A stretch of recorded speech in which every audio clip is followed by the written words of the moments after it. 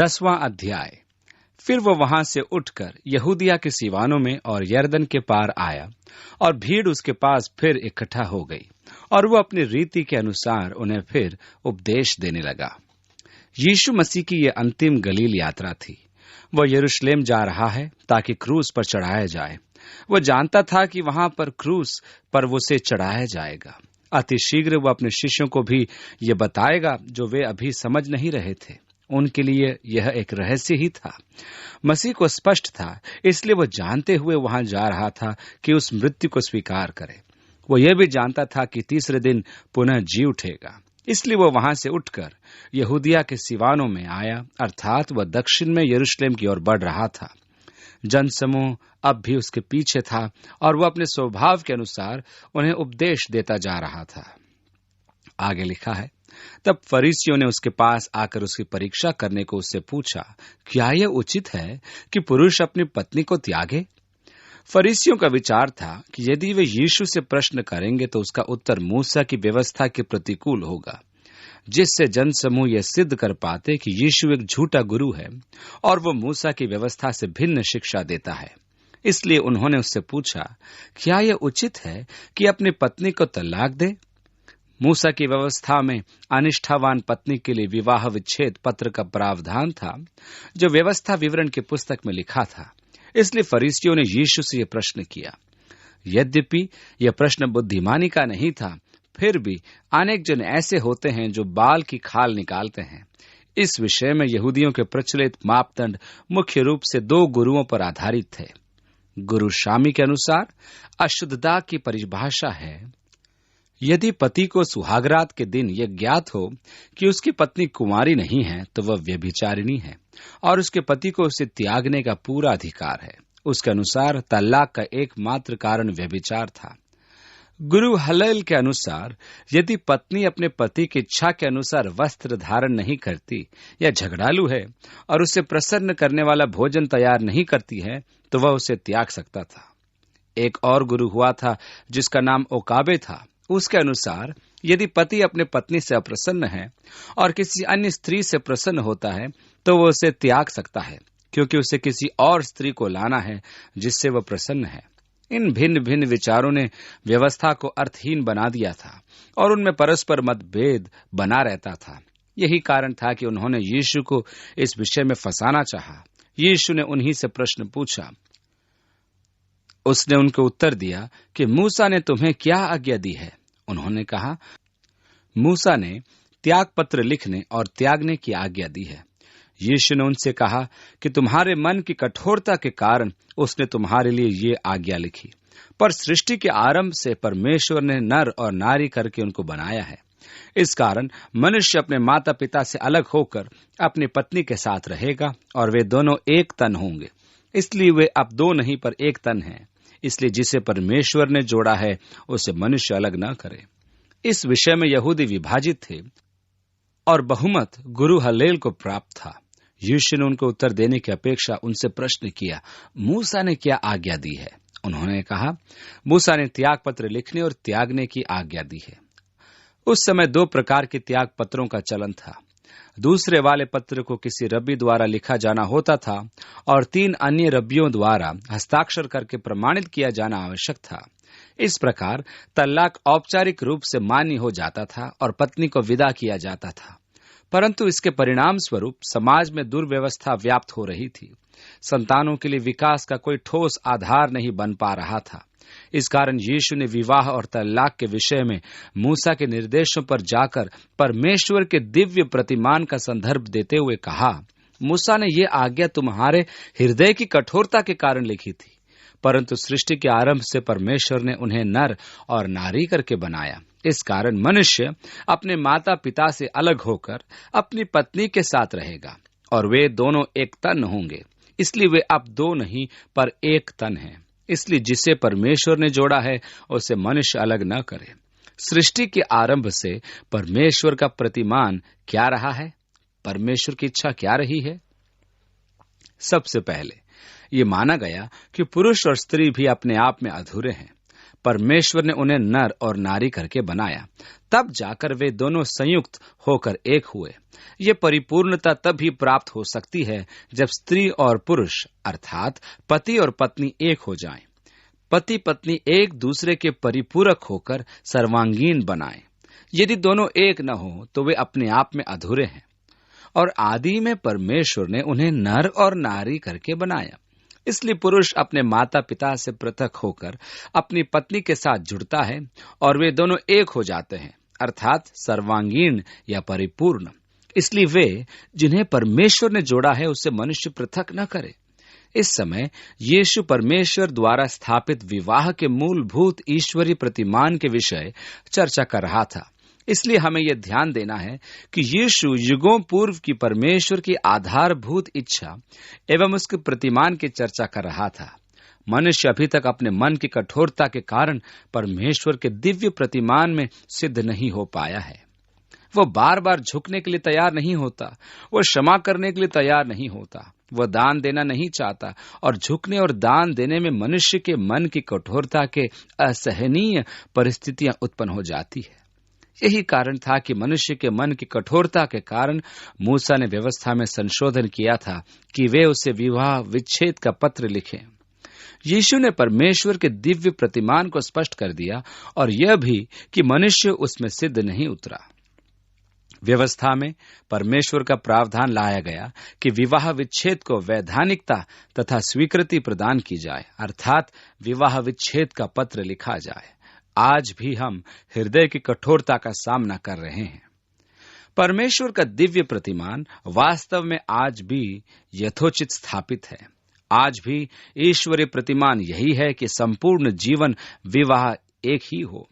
यही परमेश्वर का दिव्य प्रतिमान है। परमेश्वर के पास तो यही एक व्यवस्था थी। आज भी ऐसे हैं जिनके हृदय परमेश्वर के इस दिव्य प्रतिमान के विरुद्ध कठोर हैं।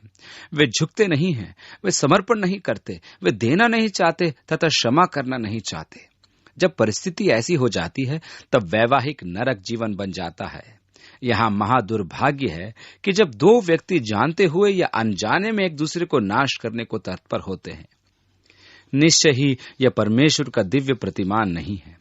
परमेश्वर का दिव्य प्रतिमान यह है कि वे दोनों एक हो जाएं, जिससे कि वे प्रेम और सच्ची एकता में होकर सामंजस्य बनाए रखें। इस विषय का विवेचन भी उतना ही कठिन है जितना कि विवाह विच्छेद कर पुनर्विवाह का। हम विवाह विच्छेद और पुनर्विवाह के विषयों को अत्यधिक स्वीकार्य नहीं बनाना चाहते हैं। यदि वह आपको प्रसन्न कर पाने में असमर्थ है और आपको कोई अन्य स्त्री पसंद आ गई है तो अपनी पत्नी से विवाह विच्छेद कर लें, ऐसा लोग कहते थे। ये तो निश्चित है कि परमेश्वर कदापि नहीं चाहता था कि ऐसा हो। उसने तो मलाकी की पुस्तक में स्पष्ट किया है कि वह विवाह विच्छेद से घृणा करता है। वह उन असहनीय परिस्थितियों से भी घृणा करता है जो उस समय यदा कदा उत्पन्न हो जाती हैं जब आपका जीवन साथी कठोर हृदय का हो। इसलिए हम ये नहीं कह सकते हैं कि कुछ नहीं होता, जो चाहे सो करो, जैसा अच्छा लगे वैसा करो। हमारी एक ही लालसा हो कि हम परमेश्वर को प्रसन्न करें। यदि हमारे वैवाहिक अवस्था अच्छी नहीं है तो हमें उसे अच्छा बनाना चाहिए। हमें यथासंभव अपने विवाह को सफल बनाना है, अर्थात क्षमादान, प्रेम, समझ, मेल मिलाप और एकता के द्वारा। दूसरी ओर इस विषय पर चर्चा करते समय हम उनके प्रति न्याय की अवस्था रचना नहीं चाहते हैं जिनको विवाह का कटु अनुभव हुआ है। उसका अंतिम परिणाम यह हुआ कि असहनीय परिस्थितियों द्वारा स्वयं को उबारने के लिए विवाह विच्छेद को अनिवार्य बना दिया गया। यह एक दुर्भाग्य की बात है कि अनेकों बार युवावस्था में लोग ये सोचते हैं कि हम अगाध प्रेम में हैं, इसलिए प्रतीक्षा किए बिना विवाह जैसे महत्वपूर्ण निर्णय कभी भी हमें नहीं लेने चाहिए। यदि एक किशोर विवाह करता है या करती है और शीघ्र ही ये ज्ञात होता है कि उसके जीवन साथी के साथ उसका निर्वाह असंभव सा प्रतीत होता है और वे विवाह विच्छेद कर लेते हैं। अब मैं स्वयं के विषय में पौलुस की आत्मा में होकर कहता हूं। पौलुस कह रहा है, मेरे पास इस विषय में परमेश्वर से प्राप्त कोई आज्ञा नहीं है, परंतु ये कथन पौलुस का है। मैं ये नहीं मानता कि परमेश्वर उस किशोर से कहेगा, ठीक है तो तुमने अपना बिस्तर लगा लिया है, उसी में पड़े रहो। या तुमने भूल की है, इसलिए अब अपने संपूर्ण जीवन उस भूल के लिए दंड भुगतते रहो जो तुमने एक मूर्ख किशोर के अवस्था में की थी। मेरे विश्वास में परमेश्वर ऐसा नहीं करेगा। इस प्रकार हम देखते हैं कि यीशु ने विवाह की पवित्रता का बोध कराया।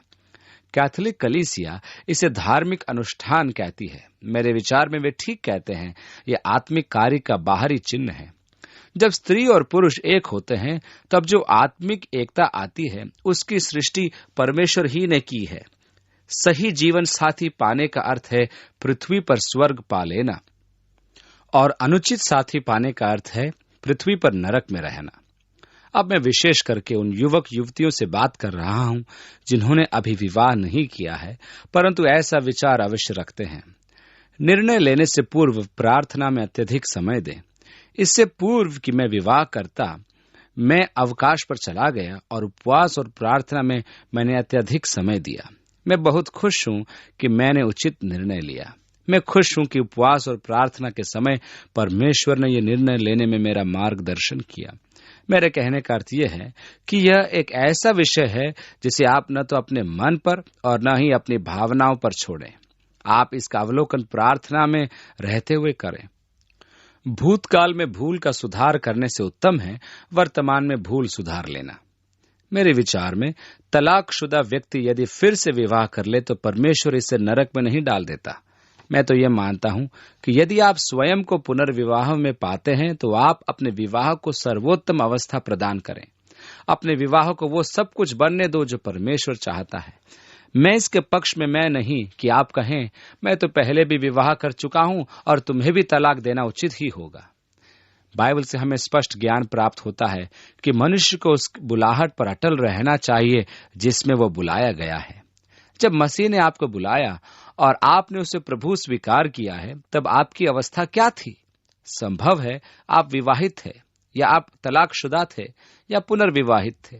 अब उपस्थित परिस्थितियों में ही परमेश्वर को सम्मान और महिमा प्रदान करने के कार्य करो। हमें दाऊद की ओर ध्यान देना है जिसने बतशेबा के साथ व्यभिचार किया था और बाद में उसके साथ विवाह कर लिया। परमेश्वर ने दाऊद को क्षमा कर दिया तथा उसे दया और अनुग्रह प्रदान किया। नबी नातान ने उससे कहा, तेरा पाप क्षमा किया गया। परंतु उसे अपने पाप की कीमत इस तरह चुकानी पड़ी कि उनका प्रथम पुत्र मर गया। परमेश्वर ने दाऊद को उस पाप की क्षमा प्रदान करी। अपने विवाह के संबंध में आपका भी अनुभव दुखदायी रहा होगा। मैं नहीं जानता कि कुछ व्यक्ति या तो सामंजस्य बनाए रखने में अमेध्य हैं, या फिर यह कि जीवन साथी चुनने में वे उचित निर्णय नहीं ले पाते। संभव है कि आप अपने विवाहित जीवन में हानि उठा चुके हैं, परंतु मैं जानता हूं कि आपकी सहायता हेतु परमेश्वर सामर्थी है। जब नव दंपति मसीह में होकर मतभेदों का समाधान स्वयं खोजते हैं तो परमेश्वर को महिमा मिलती है। इस प्रकार वे मसीह में होकर एक प्रेम पूर्ण संबंध में प्रवेश करते हैं। 10वीं आयत में लिखा है, और घर में चेलों ने इस विषय में उससे फिर पूछा। शिष्य यीशु के कहने का तात्पर्य नहीं समझे थे। वे ठीक से समझ नहीं पाए कि वह अपने उत्तर में फरीसियों को क्या संदेश दे रहा था, इसलिए उन्होंने उसे स्पष्टीकरण मांगा।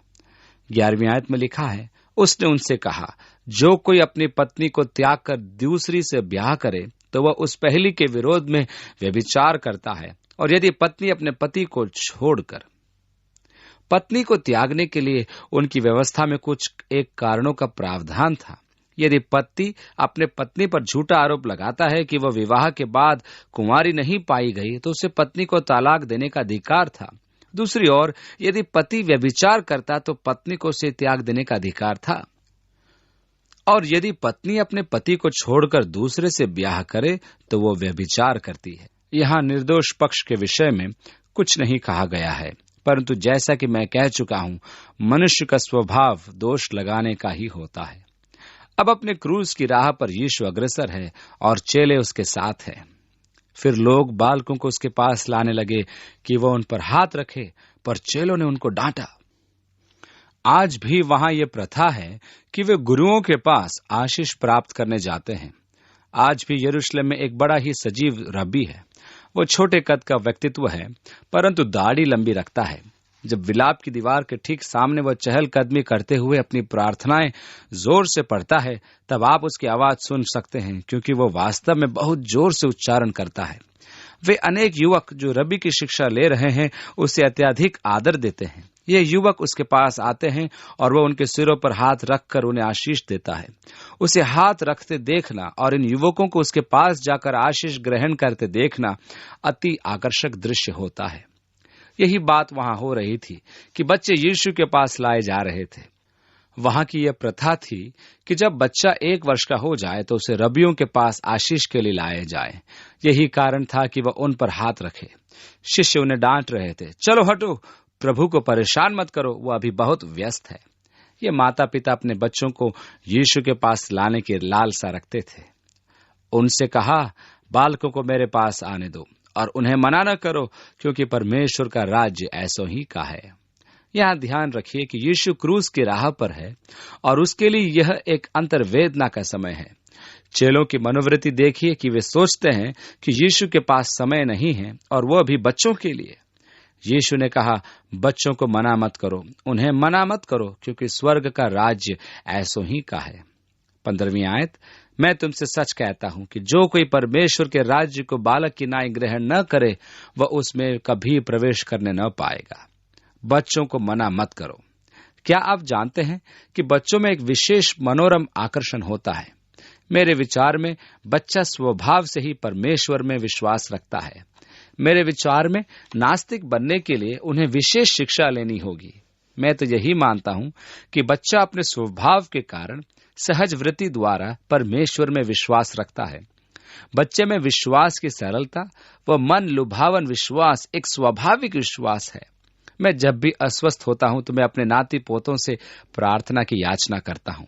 ऐसा विश्वास अति मन भावना विश्वास।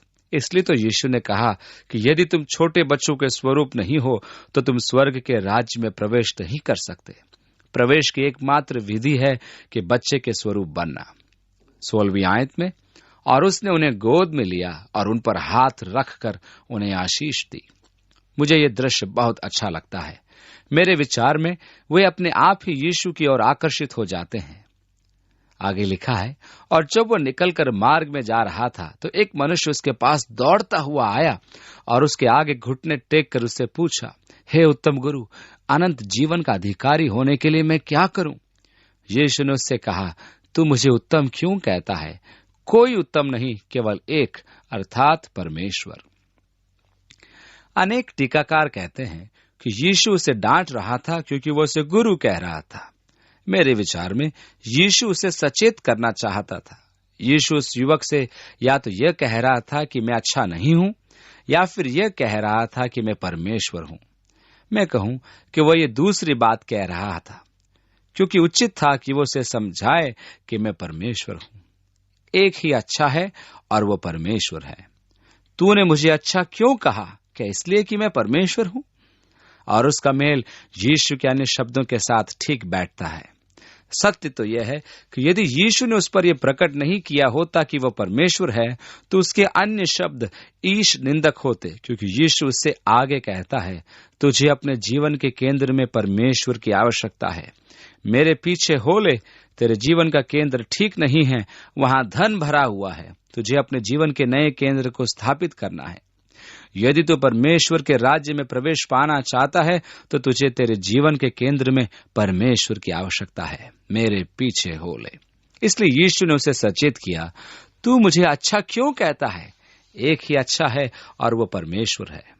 19वीं आयत से आगे लिखा है, तू आज्ञाओं को तो जानता है, हत्या न करना, व्यभिचार न करना, चोरी न करना, झूठी गवाही न देना, छल न करना, अपने माता और पिता का आदर करना। उसने उससे कहा, हे गुरु, इन सब को मैं लड़कपन से मानता आया हूं। यीशु ने उस पर दृष्टि करके उससे प्रेम किया। यीशु ने उस युवक को देखा और उसके सामने 10 आज्ञाओं की दूसरी तख्ती रख दी। उस युवक ने उत्तर दिया, मैं तो अपनी युवावस्था से ही इनका पालन करता आ रहा हूं। यीशु ने उसकी ओर देखा और उसके प्रति उसके दिल में प्रेम उमड़ आया। उसने कहा, ठीक है। 21वीं आयत में, और उससे कहा, तुझ में एक बात की घटी है। मत्ती हमें बताता है कि उस युवक ने पूछा, मुझ में क्या कमी रह गई? यीशु ने कहा, एक बात की कमी है। आगे लिखा है, जा, जो कुछ तेरा है उसे बेचकर कंगालों को दे और तुझे स्वर्ग में धन मिलेगा, और आकर मेरे पीछे हो ले। इस बात से उसके चेहरे पर उदासी छा गई और वह शोक करता हुआ चला गया, क्योंकि वह बहुत धनी था। जैसे मैं पहले भी कह चुका हूं, यीशु के कहने का अर्थ यह नहीं था कि जा अपना सब कुछ बेचकर कंगालों में बांट दे। यह तो आकस्मिक ही था। यीशु के कहने का मुख्य अर्थ था कि अपना क्रूस उठा और मेरे पीछे हो ले। परंतु उसकी समस्या तो यह थी कि उसकी असीम संपदा उसे अपना क्रूस उठाकर यीशु के पीछे हो लेने से रोक रही थी। मैं नहीं जानता कि आपके जीवन में ऐसी क्या बाधा है जो आपको रोक रही है। आप आकर अपना क्रूस उठाकर उसके पीछे हो ले। संभव है कि आपकी नौकरी, आपकी आकांक्षाएं शायद आपके जीवन में बाधा उत्पन्न करती होंगी। जीवन में आपका लक्ष्य जो भी है, उसे मुक्त होकर आप आइए और अपना क्रूस उठाइए और यीशु के पीछे हो लीजिए। यही तो यीशु कह रहा है। उसने उस युवक को तो स्पष्ट दिखा दिया था कि वह कौन सी बाधा है जो उसे रोक रही थी। इस युवक की समस्या थी कि धन उसका परमेश्वर था। तुम परमेश्वर और धन दोनों की सेवा नहीं कर सकते, इसलिए अपने झूठे देवता से मुक्ति पालो और आकर मेरे पीछे हो लो। सच्चे परमेश्वर को पहचानो, परमेश्वर को अपने जीवन का केंद्र बना लो। जहां तक अपने जीवन का केंद्र परमेश्वर होने का प्रश्न है, तो मसीह का वचन आज भी हमारे हृदयों में ज्यों का त्यों है, अर्थात मसीह यीशु के पीछे चलना। यही परमेश्वर के राज्य में प्रवेश का मार्ग है, यही अनंत जीवन का मार्ग है, एकमात्र मार्ग यही है। क्या आपके जीवन का केंद्र परमेश्वर है? आपके जीवन का केंद्र परमेश्वर को बनने से रोकने वाली प्रत्येक बाधा से मुक्त हो जाइए। वह युवक मुंह लटकाए चला गया। वह दुखी हो गया क्योंकि उसके पास असीम संपत्ति थी। क्या ये एक दूसरे के विरोधी नहीं? अनेक हैं जो ये सोचते हैं कि मुझे सुखी रहने के लिए बहुत पैसा चाहिए, परंतु देखिए बाइबल क्या कहती है कि एक धनी व्यक्ति दुखी हो गया। अब आप ये सोचेंगे कि उसका अनंत जीवन नाश हो गया। हम नहीं जानते। यह भी तो हो सकता है कि उसके बाद में उसने यीशु की बातों पर ध्यान दिया हो और अपने मुंशी को बुलाकर कहा हो, सब कुछ बेच दो और दान कर दो, मैं बाद में मिलता हूं, मैं यीशु के पीछे जा रहा हूं। या वह अपने दुखों में लौट गया हो और धन को देवता बनाकर उसकी उपासना में जीवन बिताता हो। आगे लिखा है, यीशु ने चारों ओर देखकर अपने चेलों से कहा, धनवानों को परमेश्वर के राज्य में प्रवेश करना कैसा कठिन है। चेले उसकी बातों से अचंभित हुए। इब्रानियों की समझ में किसी मनुष्य के पास संपदा होने का अर्थ था कि उसे परमेश्वर की आशीष प्राप्त है। दूसरे शब्दों में, यदि वह समृद्ध है तो उसे परमेश्वर अनुग्रह प्राप्त है, और यही कारण है कि उसके पास इतनी संपत्ति है। किसी व्यक्ति के परमेश्वर के निकट होने का या उसके विश्वास को परखने का यही एक चिन्ह था। इसलिए जब यीशु ने कहा, धनी मनुष्य का परमेश्वर के राज्य में प्रवेश करना कितना कठिन है, तब वह चौंक गए। क्या मतलब प्रभु जी? धन तो परमेश्वर का अनुग्रह है। आज भी ऐसे मनुष्य हैं जिनका विचार है कि धन संपत्ति आत्मिकता का चिन्ह है, और वे प्रचार करते हैं कि धार्मिकता समृद्धि का मार्ग है। पौलुस तीमुथियुस से कहता है कि इन बातों से दूर रहे। यीशु के इस कथन पर शिष्य विस्मित हो गए, इसलिए यीशु को स्पष्ट कहना पड़ा। इस पर यीशु ने फिर उनको उत्तर दिया, हे बालकों, जो धन पर भरोसा रखते हैं उनके लिए परमेश्वर के राज्य में प्रवेश करने से ऊंट का सुई के नाके में से निकल जाना सहज है। जैसा मैंने पहले कहा है कि कुछ लोगों का कहना है कि वहां के लोग नगर के मुख्य द्वार में छोटी खिड़की को सुई का नाका कहते थे। रात में द्वार बंद कर दिए जाते थे और फिर प्रातः काल तक खोले नहीं जाते थे कि कहीं ऐसा न हो कि दुश्मन अंदर आ जाए। इसलिए द्वार में एक छोटी खिड़की का प्रावधान था कि कोई नागरिक रात में आता है तो उसे नगर प्रवेश में बाधा न हो। यीशु इसी खिड़की के विषय कह रहा था। जब कोई नागरिक ऊंट पर सवार होकर आता था तो उस खिड़की से ऊंट को अंदर लाना अत्यधिक कठिन होता था। कोई अंदर से खींचता था तो कोई बाहर से उसे धक्का देता था, और बड़ी कठिनाई से वे उस ऊंट को भीतर प्रवेश कराते थे। बड़े परिश्रम और पसीना बहा बहा कर वे उसे प्रवेश कराते थे। नहीं, यीशु ये नहीं कह रहा था। यीशु के कहने का सरल अर्थ था, यत्न से प्रयास करो, निष्ठावान बनो, तो निश्चय ही उद्धार प्राप्त होगा। बिल्कुल नहीं। यीशु कह रहा है कि यह असंभव है। शिष्य बहुत अचंभित हुए। तो फिर किसका उद्धार हो सकता है? धनी तो स्वर्ग नहीं जाएगा, तब कौन जाएगा? यीशु ने उनकी ओर देखकर कहा, मनुष्यों से तो ये नहीं हो सकता। परमेश्वर हमें इसका बोध करा। स्वयं मनुष्य से तो उद्धार संभव नहीं। ऐसा कोई मार्ग नहीं कि मनुष्य स्वयं अपना उद्धार करा ले। वो कैसा भी प्रयास करे, कैसे भी धार्मिक कार्य करे, कैसे भी निष्ठावान आचरण करे, कोई भी मनुष्य अपना उद्धार स्वयं नहीं कर सकता। गतसमनी की वाटिका में यीशु ने प्रार्थना की, पिता, हो सके तो ये कटोरा मुझसे टल जाए। यदि मनुष्य के उद्धार का अन्य कोई मार्ग हो, मनुष्य के स्वयं के द्वारा ये संभव नहीं, परंतु यीशु ने कहा, परंतु परमेश्वर से सब कुछ हो सकता है। आप जितने भी बुरे हैं, परमेश्वर के लिए संभव है कि वो आपका उद्धार करे। आप परमेश्वर की पहुंच से बाहर नहीं हैं। आप अपनी क्षमताओं से बाहर हैं। आप व्यक्ति की क्षमता से बाहर हैं, परंतु परमेश्वर की क्षमता से बाहर नहीं हैं। क्या हमने नहीं देखा कि जब मनुष्य हार जाता है तो परमेश्वर कार्य करता है? आप जानते हैं कि कुछ ऐसे व्यक्ति हैं जिन्हें देखकर मैं कहता हूं उनका उद्धार पाना असंभव है। वो परमेश्वर से कितना दूर हो गए हैं। और कुछ लोगों के बारे में तो मैं पूरी तरह से निराश हो चुका हूं। सारी आशाएं छोड़ दी हैं। वे किसी प्रकार उद्धार नहीं पा सकते, परंतु परमेश्वर उन्हें उद्धार प्रदान कर देता है, जबकि मैंने तो सोचा था कि यह असंभव है। 28वीं आयत के अंदर पतरस उससे कहने लगा कि देख, हम तो सब कुछ छोड़कर तेरे पीछे हो लिए। वो धनी युवक सरदार उस कीमत को चुकाने में असहमत सा प्रतीत होता था, परंतु पतरस ने कहा, हमने तो ऐसा ही किया, हम सब कुछ छोड़कर तेरे पीछे हो लिए। 29वीं आयत में यीशु ने कहा, मैं तुमसे सच सच कहता हूं कि ऐसा कोई नहीं जिसने मेरे और सुसमाचार के लिए घर या भाइयों या बहनों या माता या पिता या लड़के बालों या खेतों को छोड़ दिया हो।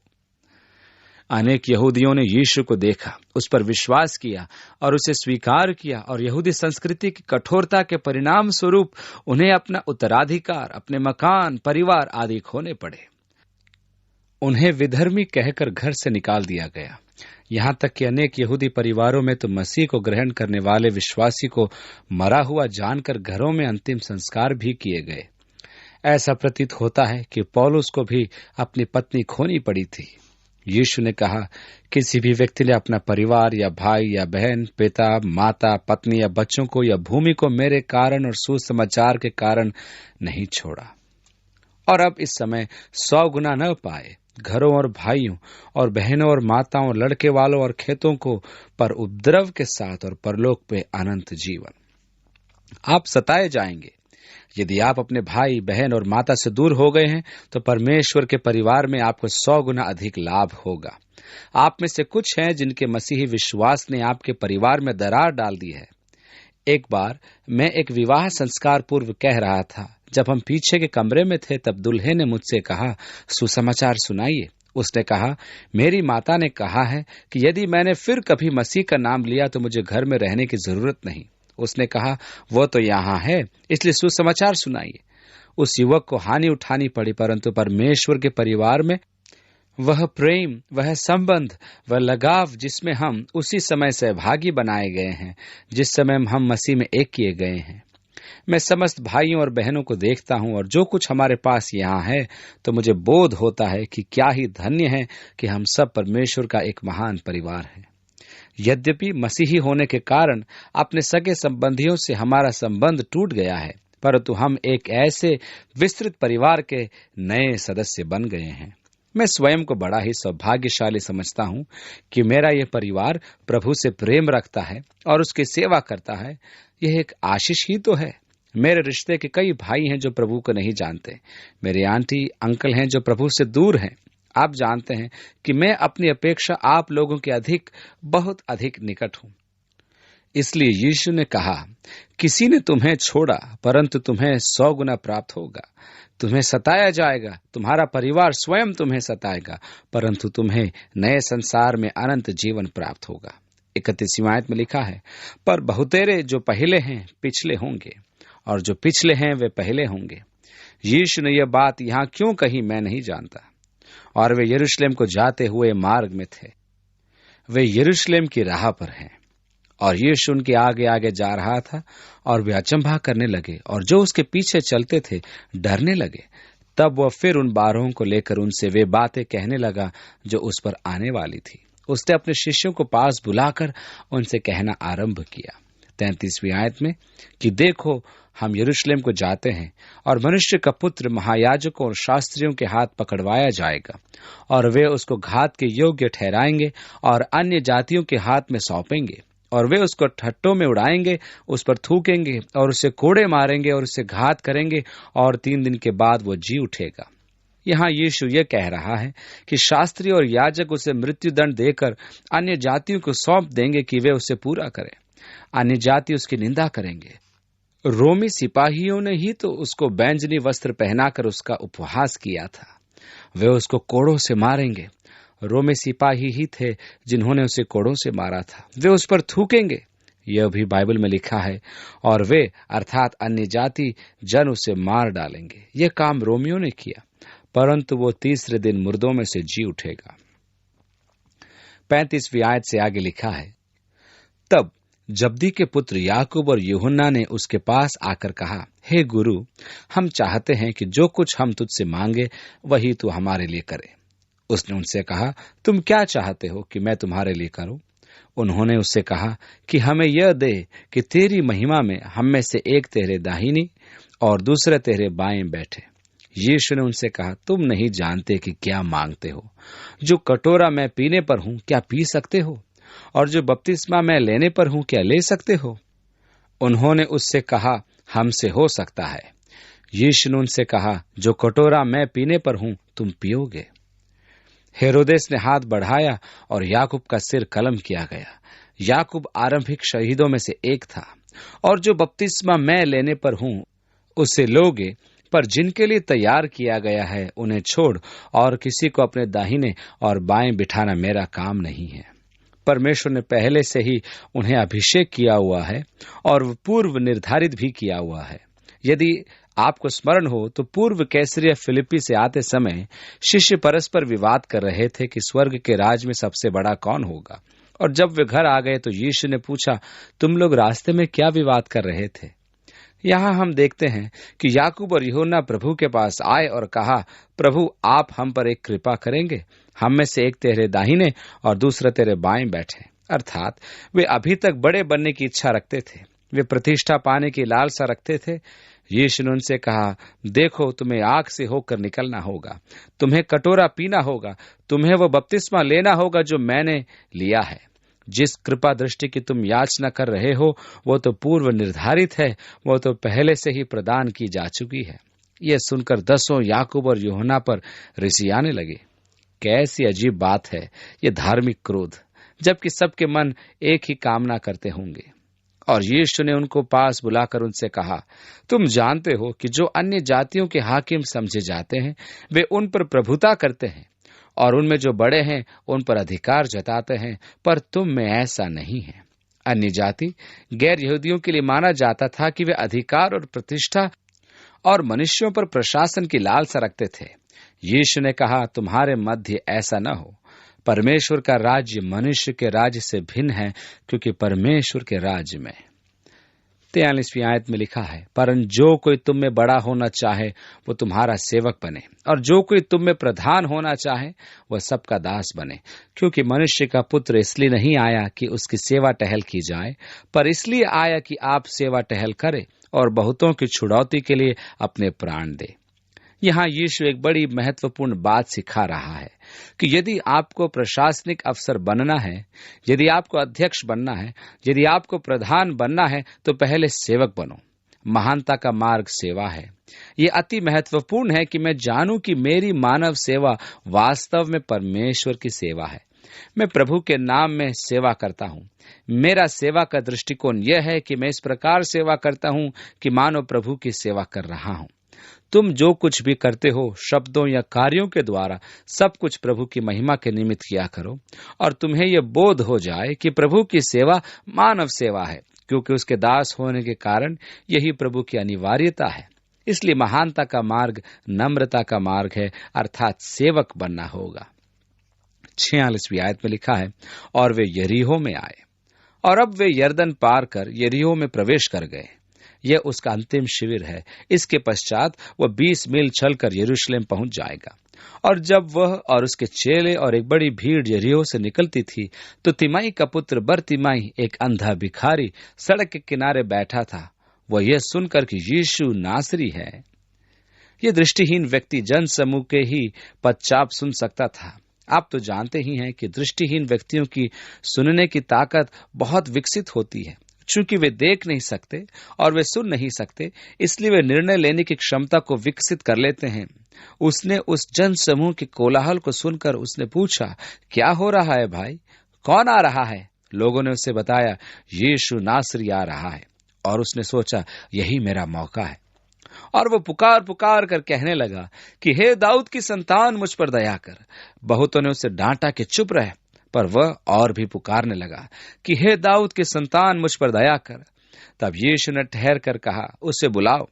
और लोगों ने उस अंधे को बुलाकर उससे कहा, ढाढ़स बांध, उठ, वह तुझे बुलाता है। वह अपना कपड़ा फेंक कर शीघ्र उठा। कुछ लोगों का कहना है कि यह वस्त्र भिखारी का विशेष वस्त्र होता था, जिससे भिखारी की पहचान होती थी। उसने उस वस्त्र को उतार फेंका, क्योंकि वह जानता था कि उसे अब भीख मांगने की आवश्यकता नहीं होगी। उसका यह विश्वास था कि यदि वह एक बार यीशु के निकट आ गया तो सब ठीक हो जाएगा। वह दृष्टिदान प्राप्त करेगा और उसका जीवन परिवर्तित हो जाएगा। इसलिए वह यीशु के पास आया। इस पर यीशु ने उससे कहा, तू क्या चाहता है कि मैं तेरे लिए करूं?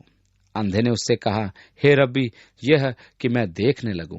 यीशु ने उससे कहा, चला जा, तेरे विश्वास ने तुझे चंगा कर दिया है।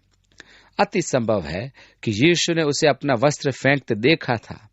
उसने उसके विश्वास को देखा कि उसके मन में कैसा दृढ़ विश्वास है, और उसने कहा, चला जा, तेरे विश्वास ने तुझे चंगा कर दिया है।